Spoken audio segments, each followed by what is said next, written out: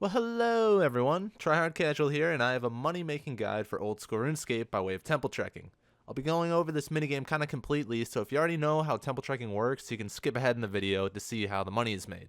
For the rest of you guys, stick around and I'll tell you everything you need to know about what you're doing. First things first, let's go over the requirements. A few quests are needed to unlock temple trekking to even begin with. Innate of the Marquee and Darkness of Hollowvale are two quests needed for optimal runs. Of course, you're also going to need some prerequisite skills and quests to start those ones. I would definitely recommend checking out the wiki if you're unfamiliar with what's required of those. So when I started temple trekking, I was somewhere around the 80 combat level area, and in my opinion you could probably start this even sooner and not run into any issues.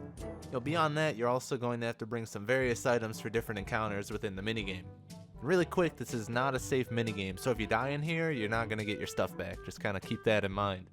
But for your trip, you're going to need a knife, an axe, a hammer, food for your follower, food for yourself, either the Ardougne cloak or the Mortania Legs 3, and a Drayman staff. So hey, if you have all the requirements and items ready, awesome, you're good to go. First thing you need to do is actually get there. The easiest way to get there would be to have the Mortania Legs 3 for the unlimited Berg de Rot teleports, but a more likely way to travel for mid-level characters would be through the fairy rings. Now temple trekking revolves around picking a follower and escorting them through one of three different routes. For the purposes of this video, you're always going to pick a follower of the hard difficulty, and you're always going to pick Route 1 to travel. If this is your first time temple trekking, then it's recommended to give your followers some food before the journey. Followers don't accept every type of food you give them, but I always use lobsters and it works just fine. So as you begin your trek on Route 1, 0 to 7 random events can occur. The events can also be divided into three categories: combat, puzzle, and friendly. Combat events are quite simple. You just run past them and into the evade path. Seriously, that's it. You do it with every single monster encounter with the exception of one: Nail Beasts. Nail Beasts are actually the only reason we pick a hard follower to escort. The difficulty of your follower only affects how many monsters show up in a combat encounter, and we want as many of these little bundles of joy as we can get. Not only do they have the best attacking sound in the game, but they also have an extremely valuable drop: their nails.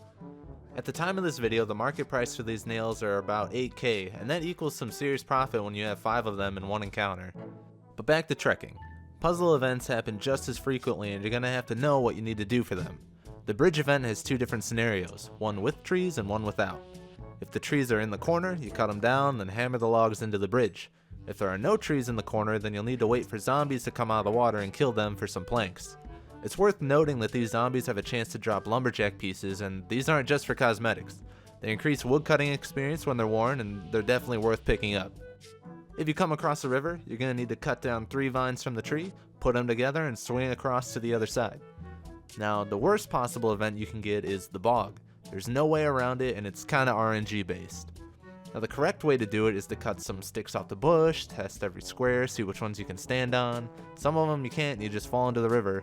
For some reason, you swim all the way back to the other side rather than just go forward. But if you don't feel like dealing with that and all that hassle, then it can be easier to teleport out and start a new run. The Mortania Legs 3 are best for this since you can just teleport right back at the start at Berg de Rot. But if those aren't available to you, you can use the Ardougne cloak and teleport to the monastery, run to the right, use the fairy ring, and get right back to Canifis and start again. We also have our friendly event, the only one being that there's an old man that will heal you and increase your defense levels before continuing. I also noticed that in the wiki for temple trekking that there's a campsite event.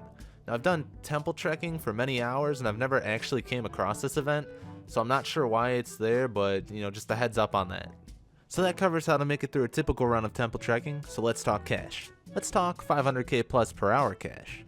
In truth, it can vary quite a bit, but with my personal experiences being that it normally ends up between 500 and 600k.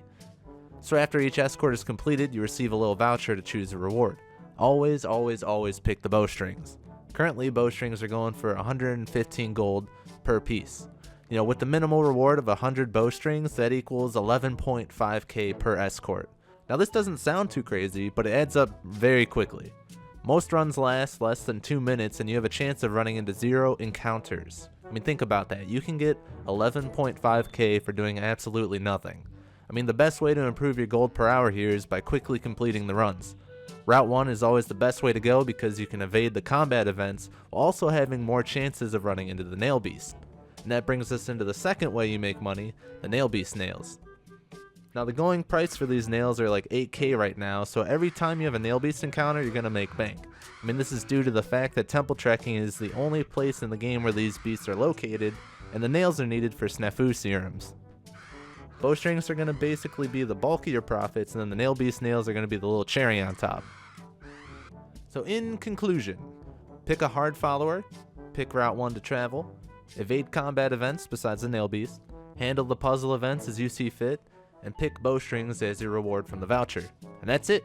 Remember, you can always bank at Break the Rot for any reason if you need to do that, and try to go through each run as quickly as possible to maximize your profits.